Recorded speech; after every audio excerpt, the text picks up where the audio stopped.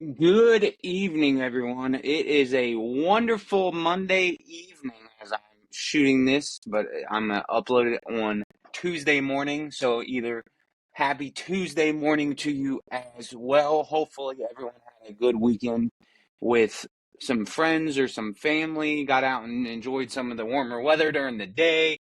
Had fun at the Bridgewater yard sale. It did get a little colder in the evenings, obviously, but hopefully everyone had a fun weekend. I had a busy weekend. Had a game on Saturday at the Buck Dome, and then a game at Shiflett Field in Grottos on Sunday. Both very cold games. I wore sweatpants and or jeans to both games and two hoodies to both games, so cold. So I'm looking forward to the 80-degree weather we're having tomorrow on Tuesday. Looking forward to that. So awesome there. But a busy sports weekend as well. We're going to talk a little bit about NBA, a little bit about Women's College World Series, a little bit about baseball college World Series as well, which is now in the super regionals, or the regionals are just now getting finished. There's one game actually on in the living room behind me. LSU and Little Rock there. LSU's winning currently.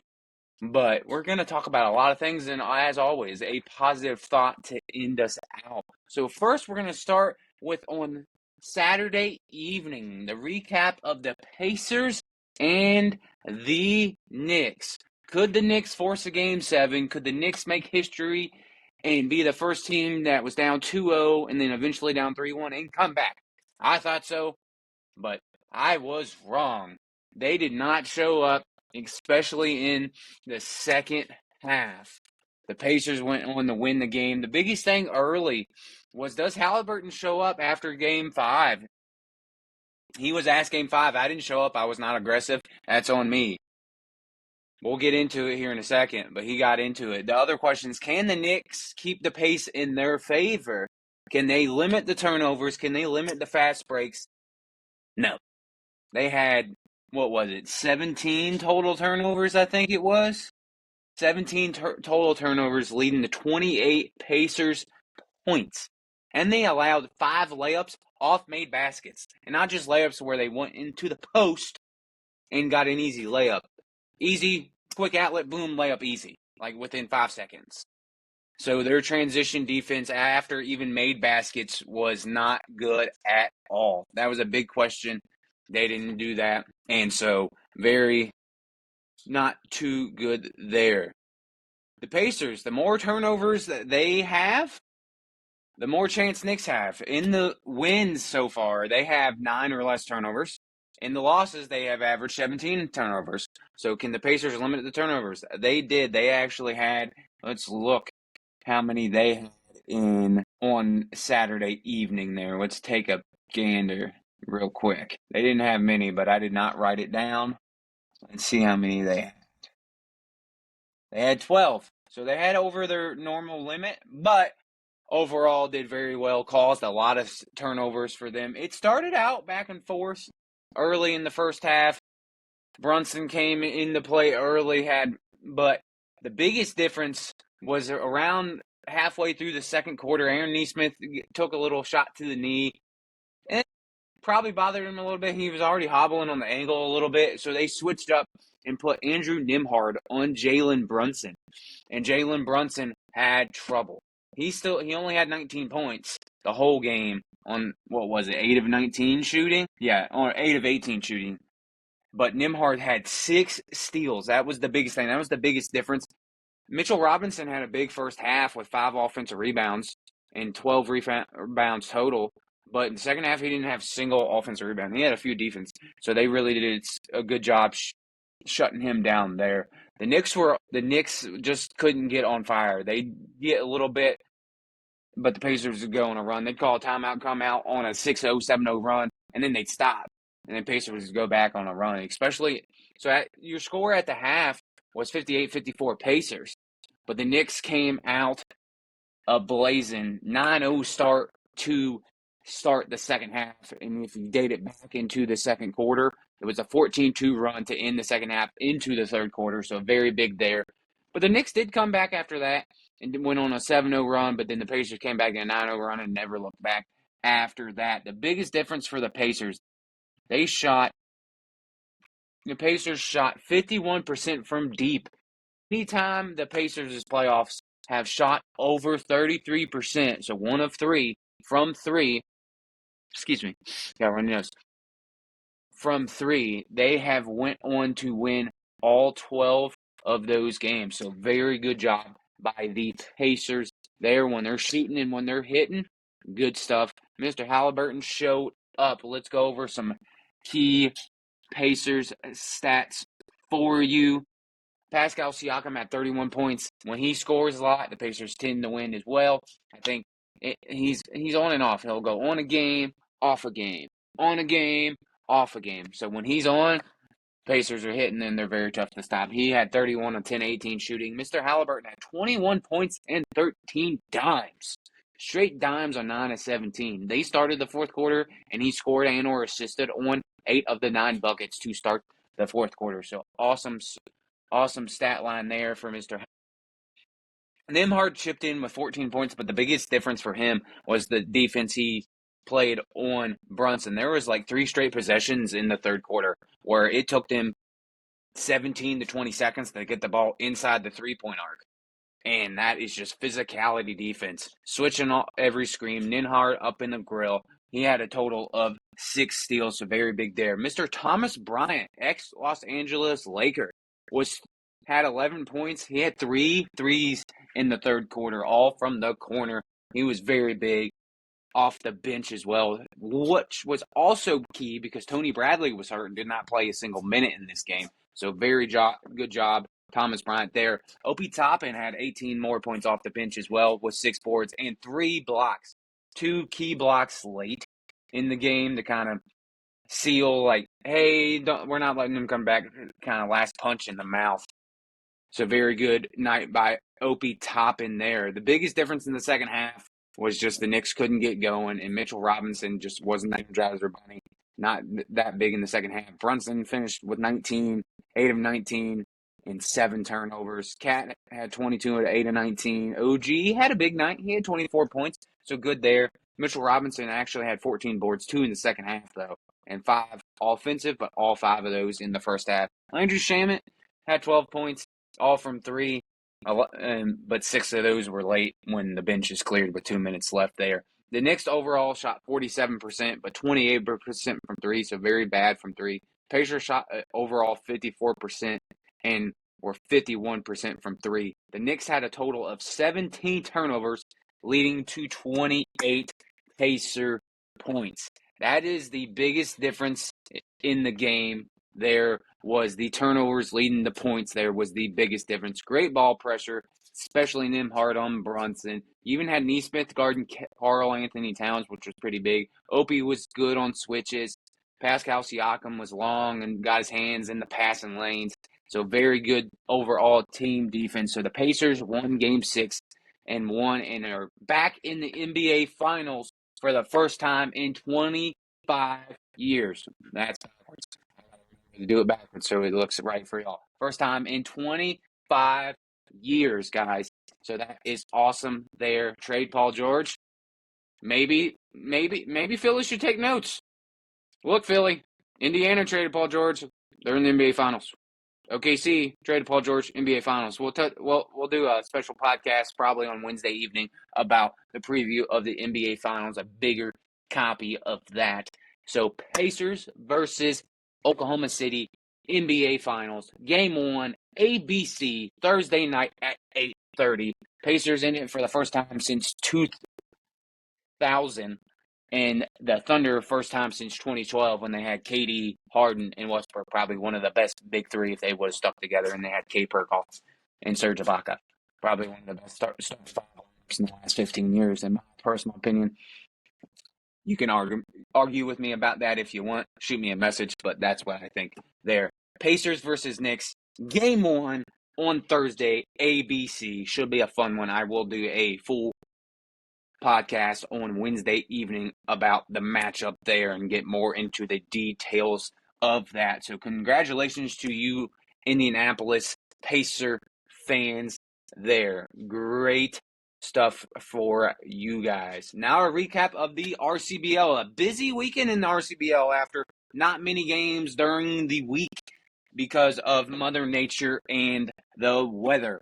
The Bucks lose a close one to the Massanutten Mountaineers on Saturday at the Buck Bowman Park. Lose a close one, 5-4. The Massanutten had a runner in scoring position in the ninth, couldn't get him across though.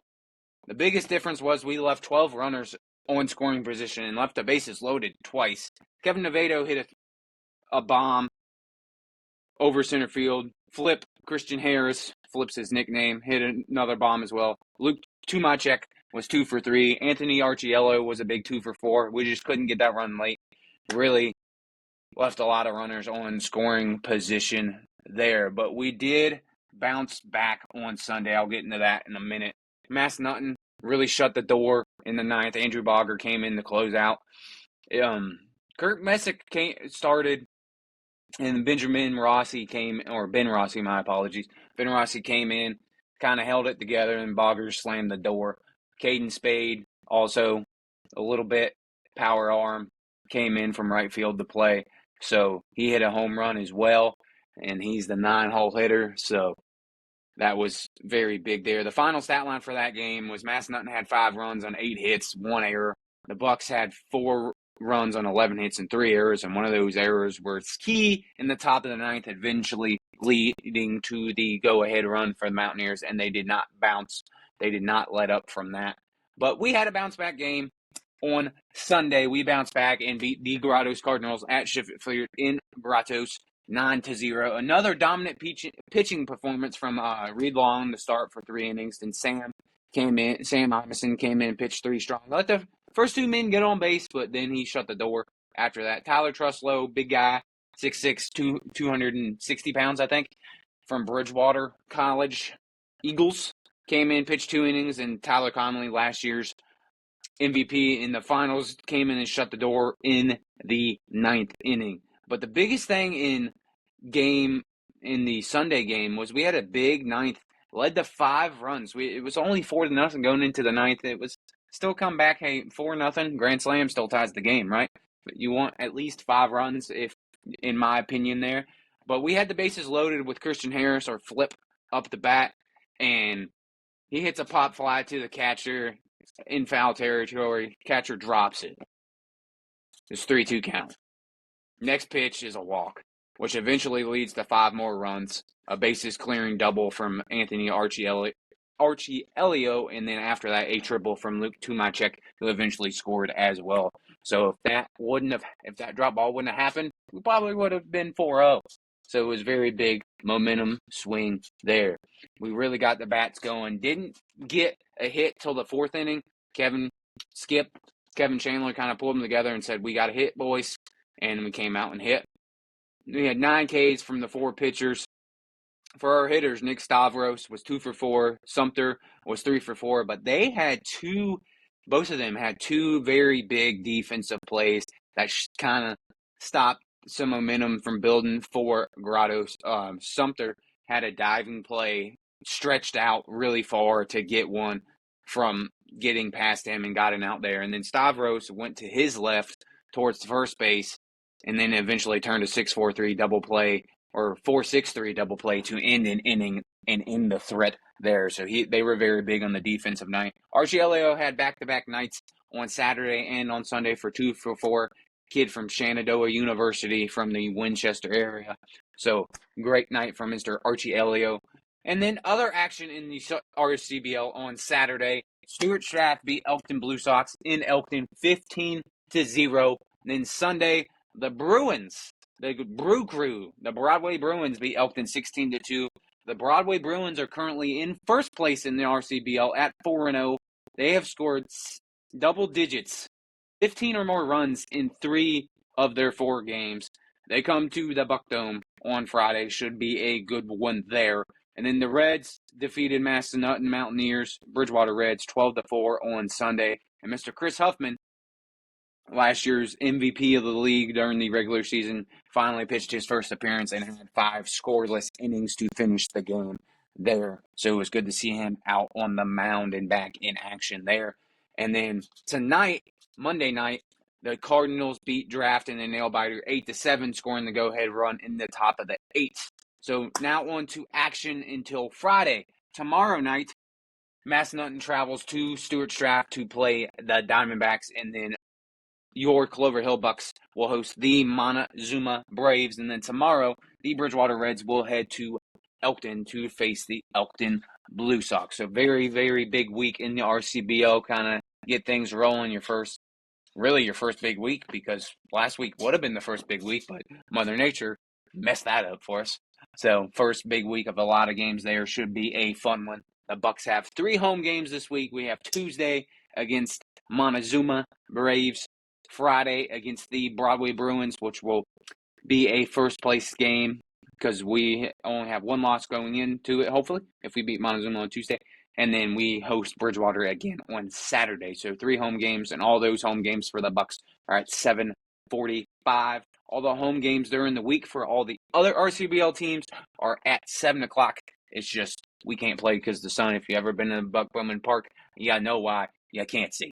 For the first, later in this, right now it's okay, but later in the summer, in the back end of June into July and August, I can't see for the first 2 innings. I just hope I'm hitting the right button on the scoreboard. Can't see what it says. Luckily, it tells me on this little scoreboard thingy what I'm hitting. So, but if I was to look at the scoreboard, I couldn't see what it says because the sun is absolutely brutal. So, big weekend, big bounce back game for the Bucks. Big bounce back performance by Chris Huffman in his first appearance in the 2025 RCBL season.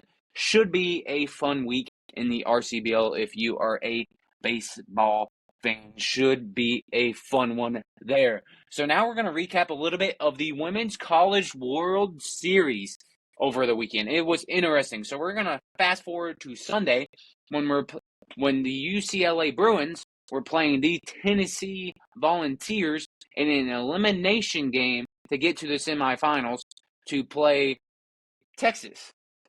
They would have to win and then beat Texas twice to advance to the finals. So we're going to fast forward to the 7th inning, which is the last inning in softball. So it is the last inning, top of the 7th, and UCLA, dinger, ties it up. Teams all around the plate, tied ball game. She misses the plate. The coach from Tennessee challenges it, gets on the field. They call a review. They say, hey, we're going to take a longer review. Calls all these rule officials in the and I was actually here at home watching it. It was like 5:30, 6 o'clock at this point, and was here at home watching it. It took like 30 minutes. I was like, I got to go. I got to make it to the Bucks game in time. So I continue to listen to it as I'm heading towards Kratos. And 30 minutes later, they finally decide, yeah, that play's not reviewable. And if you look into the rule book, they used Appendix G is what they said. And I looked it up. It was an actual rule. Now, that's probably going to get changed this offseason. She literally stomps over the plate and misses it. Clear as day. The announcer said it. She even the umpire even said, yeah, she missed the plate, but due to Appendix G, it's not reviewable. So they kind of told on themselves. They're probably going to have to fix that rule, or some teams are going to be very mad. If you ask me, I'm okay with it based off the rule. Do I agree with the rule? No, but you got it right based off the rule book, so good job to the officials there. But Tennessee went on to win the game anyway, so it really does not matter. So they went on to win the game in 10 innings to play Texas, and then they lost to Texas today. And then another big one, the Oklahoma Sooners played Texas Tech, had to beat them twice because they lost earlier in the week. Could they do it? They were about to get shut out for the first time since 2019. They were down to their last strike in the top of the 7th inning against Texas Tech. 2-run dinger from the 9-hole hitter to tie that game. Crazy. Goes into the bottom of the 7th for Texas Tech. First person gets out. They're batting 9-1-2. 1-hole hitter gets on base. And then a close to home run hits the top of the wall, bounces back. The runner from first, probably the fastest runner for Texas Tech, couldn't score because she had to make sure it wasn't caught. So it was 2nd and 3rd with 1 out at this point. Texas Tech 3-hole hitter hits a deep sac fly to right field, wins the game there. So this will be the first time since 2019 the Oklahoma Sooners missed the Women's College World Series, and anyone that watches women's college softball, no 5-peat for Oklahoma. They're the only team to win a 4-peat, so this is the first time since 2019. If anyone's happy, it is Texas, because this is their third time in the College World Series finals in the last 4 years, so they've been tired of playing Oklahoma. They just can't seem to beat them. Now you don't have to beat them because Texas Tech did it for you. This is Texas Tech's first appearance in the Women's College World Series finals. So should be a fun one there. Game 1 of that will be on Wednesday evening on ESPN. Game 2 will be on Thursday. And then, if necessary, a Game 3 will be on Friday. It's a best-of-3 series. So very fun there. A small little touch-up on college baseball. They are in the regionals, about to be super regionals this weekend. But the top 2 seeds in all of college baseball are done. Wright State beat Vandy, and UTSA beat Texas. Both of them beat them twice. The 1 seed and the 2 seed go down in the regionals, do not even advance to the super regionals this coming week. So very big for UTSA and Wright State there. So congratulations to you guys. My Tar Heels, as you see, I'm in Tar Heel apparel. Yes, we won. We're heading to the super regionals. So good job there. Now we are going to transition to Major League Baseball. The Detroit Tigers, are they back? We will see. They are the first team to get to 40 wins on the season after a 13-win smacking of the Chicago White Sox tonight. The Dodgers took the rematch of last year's World Series, 2 of 3 from the Yankees, but the Yankees are still in first place and took the last game on Sunday. Aaron Judge had 3 home runs over the weekend. The Yankees start a 3-game series against the Cleveland Guardians tomorrow. Should be a fun week in all of Major League Baseball. Does Paul Skeens get traded? We shall see. Do the Pirates make the trade? There's rumors that the Dodgers are going to get him. Obviously, any big name, the Dodgers are potentially going to get. Same thing with the Yankees. I'm not afraid to admit that. The Dodgers are interested in him. The Yankees are interested in him. The Padres are interested in him. And the Red Sox. Heck, he's the best pitcher in the league, in my opinion. Everyone should be interested in him. But do the Pirates let him go? Time will tell. It should be interesting to see what happens there. So that is it with Major League Baseball. And now on to tennis. The quarterfinals is set at Roland Garros, the French Open. The 1 seed Yannick Sinner has yet to lose a set. He will play Andre Bublik on Wednesday. But tomorrow, Tuesday morning / Tuesday afternoon, Tommy Paul versus Carlos Alcaraz tomorrow on center court. And then Francis Tiafoe will play Luis Musquet, the Italian, versus the American there. And then Tommy Paul, the American, versus Carlos Alcaraz, the Spaniard there. Should be very fun. Let's see if Bublik can get a set on center, because no one has yet. So should be a fun one there at Roland Garros, the French Open on the clay courts. Should be fun there. Now to local sports. TA is still in it in 3 of the sports. I'm not sure about tennis. I didn't see anything. So normally anyone that follows TA Sports knows if you don't see a win later in the evening, that means they probably lost. So if TA Tennis is done, I hope you were competitive against Western Albemarle today. Hopefully. We'll see. I'll check in. But TA Softball, they played East Rock in the quarterfinals on Saturday, 1 p.m. at TA Softball Field behind the school. And they shut out the East Rockingham Eagles 13-0, and they will host Monticello tomorrow, Tuesday, for a chance to go back to the state tournament. Last year, they lost the state tournament and were state runner-ups. They lost in extras there, so it should be a good outing at TA versus Monticello tomorrow. Winner advances to the state tournament and to the regional finals. TA Baseball had a nail-biter, as we talked about, on Saturday they had it on Friday. We talked about it on Saturday against East Rock. They played the number 2 seed Spotswood. Same thing there. The winner advances to the state tournament there. The TA Boys Soccer hosts Stanton, and same thing there. Winner advances to the state tournament and to the region final. So can TA Softball, TA Baseball, and TA Soccer, can they all make it? We shall see.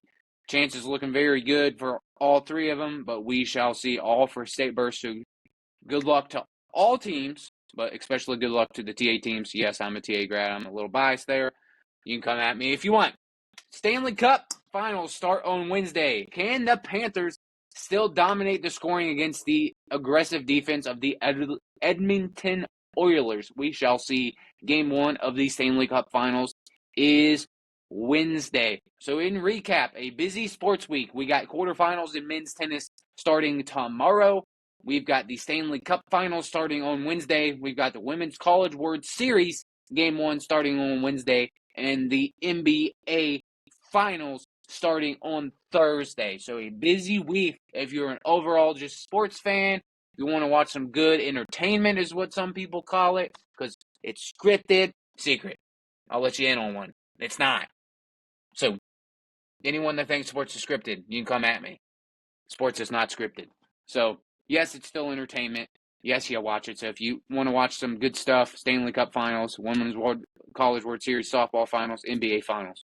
Lots of good sports this week, so should be fun there. If you're local, a lot of good local sports for TA.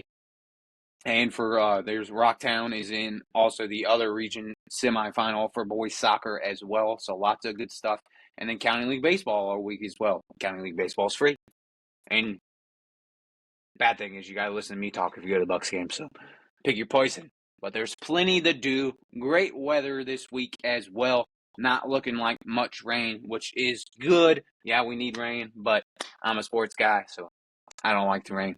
So that is just me. So should be a fun week. I will do a recap of the NBA Finals or a preview to the NBA Finals on Wednesday to let y'all know what I think. But should be fun. We should have a new winner, obviously, but should be fun. Who wins? Who wins the Paul George trade? Sneak peek. Someone does, because they both traded Paul George. So we'll talk more about that on Wednesday. And now to end the show, your positive thought for the day. What do you want? Not what do others want for you. Not what do others tell you to do. What do you, yes, you put your name where I'm putting mine. What does Zach want? What does Bob want? What does Emily want? What do you want? Do you want more? Do you want to achieve more? Do you want to become something more? What do you want? If you don't want more, or to be better, guess what? It's not going to happen. If you don't want it, it's not going to happen. It's just not. No matter how hard others push you, no matter how hard others tell you to do something, it's not going to happen if you don't want it. It's just not. So it starts with you. You must want it. So go want to be better. Go want to achieve more. Go shoot for goals. Set for the stars. Aim high and go do it. But it starts with you. You must want to achieve more. You must want to be great to be able to do it. So you must tell yourself, I want to do more. I want to do better. I want more. If you want more, go do it. Or as the great Henry Ford said one time, and one of my good mentors, Mr. Raheem Ali, shout out Touchtail fans out there. If you say you can, you can. But if you say you can't, you're also correct. You can't. So guess what, guys? Say you can. Go out, say you can, thrive for more, thrive for greatness, no matter how hard it gets along the way, no matter how annoying others may get along the way as well. But guess what? They're not mad at you for achieving more. They're jealous. They're jealous you're achieving more. They're jealous you're hitting your goals. They want to do it. Don't let them stop you. Do it for yourself. Do it for you. Achieve more. Go be great. Go win. Never quit. Never give up, because quitters never win and winners never, ever quit. So in closing, this is the one and only King Buddy Ray signing off. And until next time, ladies and gentlemen, go win, go achieve, and as always, go Bucks.